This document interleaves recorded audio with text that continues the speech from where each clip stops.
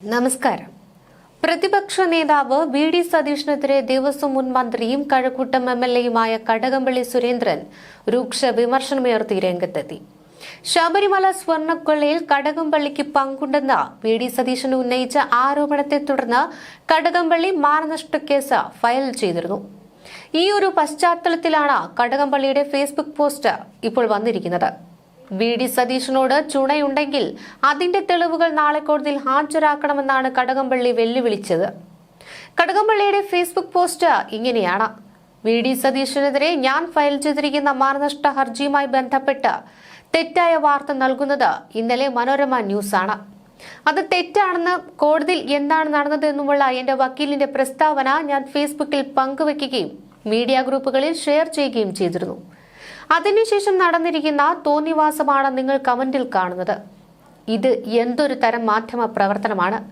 എല്ലാ മീഡിയയിലും ഒരേ ടെംപ്ലേറ്റിൽ ഒരു വ്യാജ വാർത്ത വരുന്നുണ്ടെങ്കിൽ ഉറപ്പിക്കാം അതിന്റെ സോഴ്സ് ഒന്നായിരിക്കുമെന്ന്. ആ സോഴ്സ് ആരായിരിക്കുമെന്നും നമുക്ക് ഊഹിക്കാമല്ലോ. ഇനി സതീശനോടാണ്. സതീശ, നേരിന്റെ ഒരു അംശം പോലും ഇല്ലാത്ത രാഷ്ട്രീയക്കാരനാണ് നിങ്ങളെന്ന് തെളിയിച്ചു. എങ്കിലും പറയുകയാണ്, രാഷ്ട്രീയം മാന്യമായി പ്രവർത്തിക്കാനുള്ളതാണ്. താൻ എന്റെ പേര് ഈ വിവാദങ്ങളിലേക്ക് വലിച്ചിഴച്ചു മാസങ്ങളായില്ലേ? ചുണയുണ്ടെങ്കിൽ താൻ തന്റെ കയ്യിൽ ഉണ്ടെന്ന് പറയുന്ന തെളിവുകൾ നാളെ കോടതിയിൽ ഹാജരാക്കുക. കോടതിയും ജനങ്ങളും കാണട്ടെ. അതേസമയം കടകംപള്ളിക്കെതിരെ താൻ പറഞ്ഞതിൽ ഉറച്ചു നിൽക്കുന്നുവെന്നും ദ്വാരപാലക ശില്പം മറച്ചുവിറ്റതിൽ ഇടനിലക്കാരൻ അദ്ദേഹമാണെന്നതിൽ സംശയമില്ലെന്നും തെളിവ് ഹാജരാക്കിക്കൊള്ളാമെന്നും വി.ഡി. സതീശൻ പ്രതികരിച്ചു.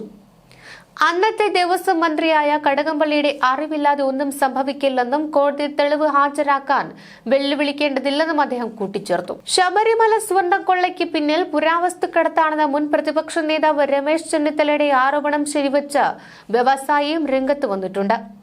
500 കോടിയുടെ പുരാവസ്തു കടത്താണ് നടന്നതെന്ന് വ്യവസായി പ്രത്യേക അന്വേഷണ സംഘത്തിന് മൊഴി നൽകി. ഫോണിലൂടെയായിരുന്നു SIT വിവരങ്ങൾ ശേഖരിച്ചത്. 3 മണിക്കൂറോളം വ്യവസായിയുമായി അന്വേഷണ സംഘം സംസാരിച്ചതായാണ് വിവരം. വൈകാതെ നേരിട്ട് മൊഴിയെടുക്കും. 500 കോടിയുടെ പുരാവസ്തു കടത്താണ് നടന്നതെന്ന് വ്യവസായി പ്രത്യേക അന്വേഷണ സംഘത്തിന് മൊഴി നൽകുകയായിരുന്നു. പുരാവസ്തു കടത്ത് സംഘത്തെക്കുറിച്ചുള്ള വിവരങ്ങളാണ് വ്യവസായി കൈമാറിയത്. രമേശ് ചെന്നിത്തലയുടെ ആരോപണം ശരിവെക്കുന്ന തരത്തിലുള്ള മൊഴി ലഭിച്ചതോടെ വിശദാന്വേഷണത്തിലേക്ക് കടക്കുവാനാണ് അന്വേഷണ സംഘത്തിന്റെ നീക്കം. സ്വർണ്ണക്കൊള്ളയ്ക്ക് പിന്നിൽ 500 കോടിയുടെ പുരാവസ്തു കടത്താണെന്നും ഇതിനെക്കുറിച്ച് മലയാളിയായ വിദേശ വ്യവസായിക്ക് അറിയാമെന്നുമായിരുന്നു രമേശ് ചെന്നിത്തല അന്വേഷണ സംഘത്തെ അറിയിച്ചത്. ഈഞ്ചക്കലിലുള്ള ക്രൈംബ്രാഞ്ച് ഓഫീസിൽ എത്തിയാണ് ഇത്തരത്തിൽ രമേശ് ചെന്നിത്തല മൊഴി നൽകിയത്. തന്റെ കയ്യിൽ തെളിവില്ലെന്നും വ്യവസായി തന്നോട് പങ്കുവച്ച വിവരം അന്വേഷണ സംഘത്തെ അറിയിച്ചെന്നുമാണ് ചെന്നിത്തല പ്രതികരിച്ചത്. ഒരു പൊതുപ്രവർത്തകൻ എന്ന നിലയിലും പൗരൻ എന്ന നിലയിലും കിട്ടിയ വിവരങ്ങൾ അടിച്ചമർത്തി വെക്കുന്നത് ശരിയല്ല എന്നതുകൊണ്ടാണ് കാര്യം തുറന്നു പറഞ്ഞതെന്നും ചെന്നിത്തല പ്രതികരിച്ചിരുന്നു. തുടർന്നാണ് വ്യവസായിയെ പറ്റിയുള്ള വിവരങ്ങളും SITക്ക് ചെന്നിത്തല കൈമാറിയത്. താൻ സ്വർണം കട്ടെന്ന് ആരോപിക്കാതിരിക്കാൻ കഴിയുമോ എന്ന് പ്രതിപക്ഷ നേതാവ് വി.ഡി. സതീശനോട് ചോദിക്കണമെന്ന് മുൻ ദേവസ്വം മന്ത്രി കടകംപള്ളി സുരേന്ദ്രൻ ചോദിച്ചിരുന്നു. വി.ഡി. സതീശനെതിരായ മാനനഷ്ടക്കേസ് കോടതി പരിഗണിച്ചപ്പോഴാണ് കടകംപള്ളി ഈ ആവശ്യം ഉന്നയിച്ചത്. ശബരിമല സ്വർണ്ണപ്പാളി കവർച്ച കേസിൽ ജീവനക്കാരെയോ രാഷ്ട്രീയ നേതാക്കളെയോ വിമർശിക്കുന്നതിന് താൻ എതിരല്ലെന്നും തന്നെ സ്വർണം കട്ടവനെന്ന് വിളിക്കരുതെന്നുമായിരുന്നു കടകംപള്ളിയുടെ അപേക്ഷ. ഇത്തരം ആരോപണം കേട്ട ശേഷം സ്വസ്ഥമായി വീട്ടിൽ കിടന്നുറങ്ങുവാൻ കഴിയില്ലെന്നും കടകംപള്ളി പ്രതികരിച്ചു. കടകംപള്ളിയുടെ ആവശ്യം പരിഗണിക്കാമോ എന്ന കോടതിയുടെ ചോദ്യത്തിന് ഇക്കാര്യം വി.ഡി. സതീശനോട് ചോദിച്ച ശേഷമേ പറയാൻ കഴിയുമെന്ന് അഭിഭാഷകൻ അറിയിച്ചു. ഇതുവരെ പറഞ്ഞ കാര്യങ്ങളിൽ ഉറച്ചു നിൽക്കുന്നുവെന്നും ഇവ മാനനഷ്ടത്തിന്റെ പരിധിയിൽ വരുന്നതല്ലെന്നും വി.ഡി. സതീശന്റെ അഭിഭാഷകൻ മൃദുൽ ജോൺ മാത്യു കോടതിയെ ധരിപ്പിച്ചു.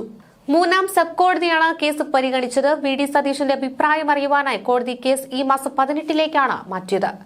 സ്വർണ്ണപ്പാളി കവർച്ച കേസിൽ വി.ഡി. സതീശൻ നടത്തിയ ആരോപണം തനിക്ക് മാനഹാനി ഉണ്ടാക്കുന്നതാണെന്നും ആരോപണം പിൻവലിക്കുകയും തുടർ ആരോപണം ഉന്നയിക്കാതിരിക്കണമെന്നുമായിരുന്നു കടകംപള്ളിയുടെ ആവശ്യം. ഇതിന് വിരുദ്ധമായി പ്രവർത്തിച്ചാൽ 10 ലക്ഷം രൂപ സതീശൻ നഷ്ടപരിഹാരം നൽകണമെന്നും ഹർജിയിൽ ആവശ്യപ്പെട്ടിട്ടുണ്ട്. രമേശ് ചെന്നിത്തലയുടെ മൊഴിയെടുത്തതിന് പിന്നാലെയാണ് ഇത്തരത്തിൽ SIT വ്യവസായിയുടെ മൊഴിയെടുത്തത്. അതീവ രഹസ്യമായി മൊഴി രേഖപ്പെടുത്തുകയായിരുന്നു. കേസിൽ അറസ്റ്റിലായ A. പത്മകുമാറിനെതിരെയാണ് ഈ വ്യവസായി മൊഴി നൽകിയതെന്നാണ് നിലവിലെ സൂചനകൾ. ഇതിലേക്കും അന്വേഷണം നീളും. അതിനിടെ ചില നിർണായക രേഖകൾ കൂടി SITക്ക് കിട്ടിയെന്നും സൂചനകളുണ്ട്. ബാക്കി വന്ന സ്വർണം യുവതിയുടെ വിവാഹത്തിന് ഉപയോഗിക്കുവാൻ അനുമതി തേടി അന്ന് തിരുവിതാംകൂർ ദേവസ്വം ബോർഡ് പ്രസിഡന്റിന് അയച്ച കത്തിൽ തുടർ നടപടികൾ ഉണ്ടായിരുന്നു. ഈ ഫയൽ SITക്ക് കിട്ടിയെന്നാണ് വിവരം. ദ്വാരപാലക ശില്പം 2018 സ്വർണം പൂശുവാനായി ഉണ്ണികൃഷ്ണൻ പോറ്റിക്ക് കൊടുത്തിരുന്നു. ഇതിനുശേഷം അധിക സ്വർണമുണ്ടെന്ന് അറിയിച്ചത് ഇമെയിൽ അയക്കുകയായിരുന്നു. അന്ന് വാസുവായിരുന്നു പ്രസിഡന്റ്.